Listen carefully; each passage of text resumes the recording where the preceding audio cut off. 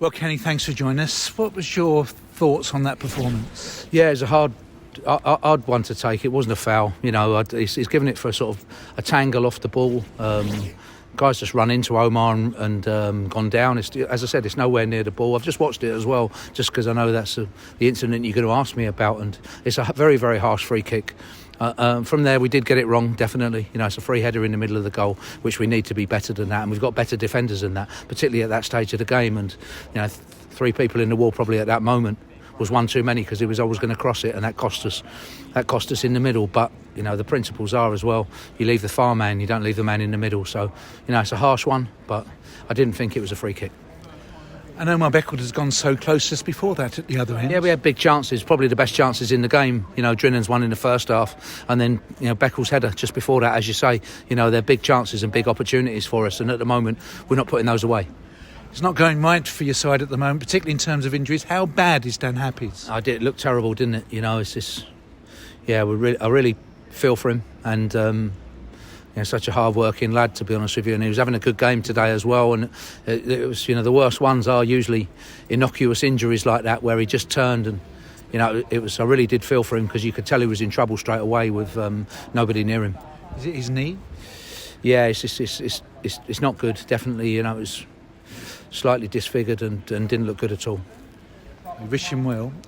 You made some changes. Adam Thompson making a rare start, particularly at right back. Yeah, definitely. Yeah, we do need some experience. We have been young at times when we're looking at our training. We look like an under-23s group at times, and that won't win games in League Two. And the amount of players that we've had out with from our, let's say, our previous system, where we lose James, we lose Archibald, we lose Clay. It's a lot of strength through there, and then the Paul Smith with a collapsed lung and Harry Smith ill. So there's a lot of players. We have a lot of players out, unfortunately, and that's costing us at the moment, certainly in terms of balance and senior players as well. They're very good senior players, and a lot of the young lads around are learning on the job. And as a group, we've had decent performances, and again today was a good performance.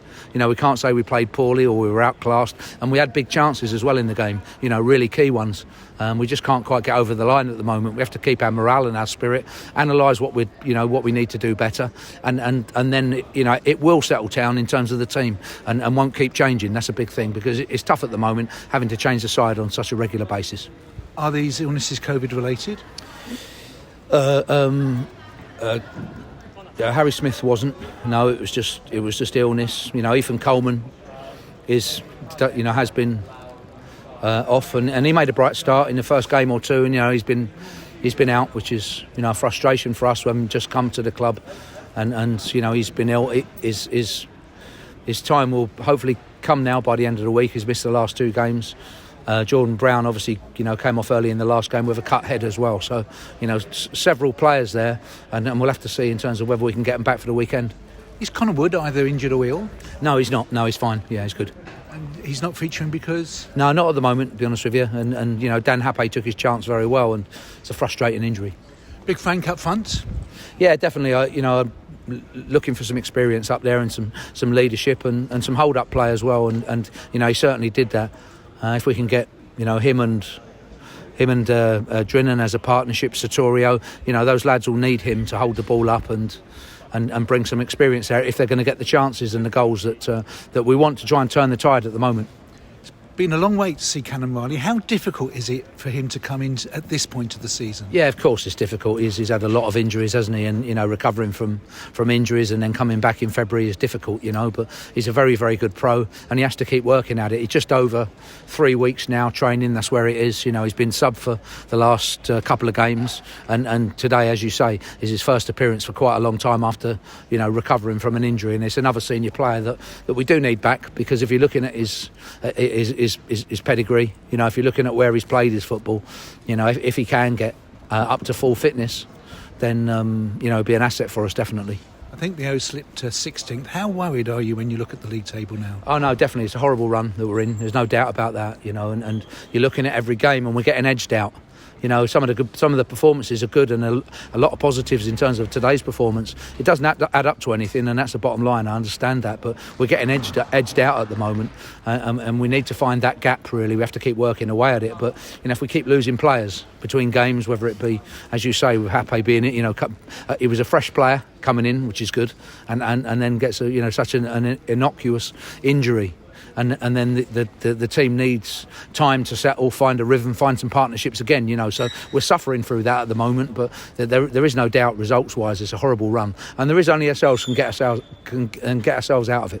Have you known a season, a run like this in your long career, particularly in terms of injuries? No, injuries and illnesses. There's too many times. 3 players from the last game are off ill. Add that to the injuries, and it's disrupting the side and disrupting both the confidence and the rhythm of the team. And while we're battling away, you could see today there was plenty of spirit there, and we needed to take one of those big chances. We really did. That's a key for us. And it's another frustrating day ultimately, where we're so close but so far away in terms of our performances. But no, I haven't known anything in terms of the injury list, and also then players being out ill and illnesses have spread right through too many times, and as I said, from one game to another, it's left us too disrupted, I'm afraid. Any chance of any of those absentees being available for Saturday in Salford? I don't know. We'll see when we get back. We'll have to get back up, lick our wounds and go again. There's only ourselves going to get ourselves out of this situation. It is a horrible run, definitely, and we've been close on so many occasions. We were today, but we're getting edged out. But yes, definitely, even just for our subs, we need some boys, to be able to maybe make some changes that can be light for light, that can regenerate the team as well. And finally, Kenny, almost 200 travelling supporters, and for a while they were out singing the 4,000 Exeter fans. Yeah, they were, and they could see our commitment. I feel, I'm gutted for them, really, that we couldn't see it through, because it was a horrible goal to give away at the end. But I do think as well, a poor refereeing decision, has led up to it, and Exeter have capitalised, for the crowd. I do really appreciate them coming and cheering us along the way, because they're tough times at the moment. With us, with the likes of Paul Smith, Harry Smith, Theo, Archibald out, it's tough going forward. It's tough having options. You need them, and then you need the options off the bench as well, and that's not quite there for us at the moment. So we do appreciate the consistent support, and it was there again today.